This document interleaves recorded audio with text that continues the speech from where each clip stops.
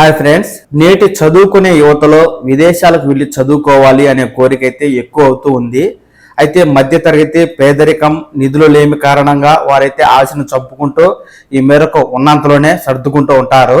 అయితే ఇలాంటి పేదరిక మధ్యతరగతి కుటుంబాల్లో ఉండి బాగా చదువుకుంటూ మంచి ప్రతిభ కనబరిస్తున్న విద్యార్థులను ప్రోత్సహించి విదేశాలకు వెళ్ళి చదువుకునేందుకు తెలంగాణ ప్రభుత్వం అయితే ఓవర్సీస్ విద్యానిధి పథకాన్ని ప్రవేశపెట్టి ఇక్కడ అర్హత కలిగిన విద్యార్థులు విదేశాల్లో చదువుకునేందుకు వెళ్ళినట్లయితే వారికి 20 లక్షల రూపాయల వరకు స్కాలర్షిప్ని ఇస్తూ చదువుకోవడానికి ప్రోత్సహిస్తూ ఉంది.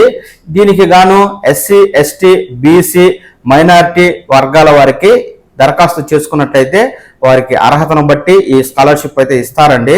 ఇందులో భాగంగా మొదటగా మైనారిటీలకు అంటే ముస్లింలు, క్రిస్టియన్లు, బౌద్ధులు, సిక్కులు, జైన్లు ఈ కేటగిరీ వారు మొదటగా ఈ ఓవర్సీస్ విద్యానిధి పథకానికి దరఖాస్తు చేసుకోవాలి అంటూ అధికారులు తాజాగా ప్రకటన అయితే విడుదల చేశారు.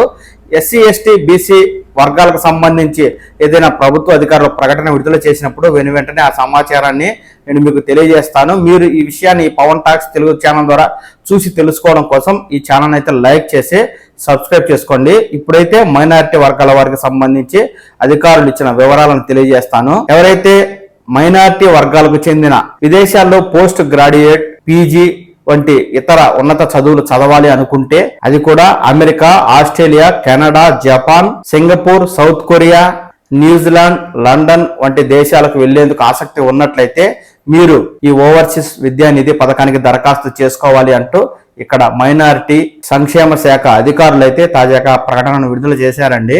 ఎవరైతే డిగ్రీ, పీజీల్లో 60% మార్కులు పొందిన విద్యార్థులు ఈ ఓవర్సీస్ నిధి పథకానికి సంబంధించి దరఖాస్తు చేసుకోవడానికి అర్హులని, దీనికి ఆన్లైన్ లో దరఖాస్తు చేసుకోవాలని తెలంగాణ epass.cgg.gov.in అఫీషియల్ వెబ్సైట్ లో డిసెంబర్ 1వ తేదీ నుంచి 30వ తేదీ వరకు లింక్ అయితే యాక్టివ్ గా ఉంటుందని, ఈ లింక్ క్లిక్ చేసి అప్లై చేసుకోవాలని, ఆన్లైన్ లో దరఖాస్తు చేసుకున్న తర్వాత వచ్చే కాపీని అంటే అక్నాలెడ్జ్మెంట్ ని జనవరి 10, 2025 తేదీలోగా కలెక్టర్ ఆఫీస్ లో ఉన్న తమ కార్యాలయంలో అందజేయాలి అంటూ ఈ మేరకు మైనారిటీ సంక్షేమ శాఖ అధికారులు అయితే తాజాగా మనకు వివరాలు తెలియజేస్తున్నారండి.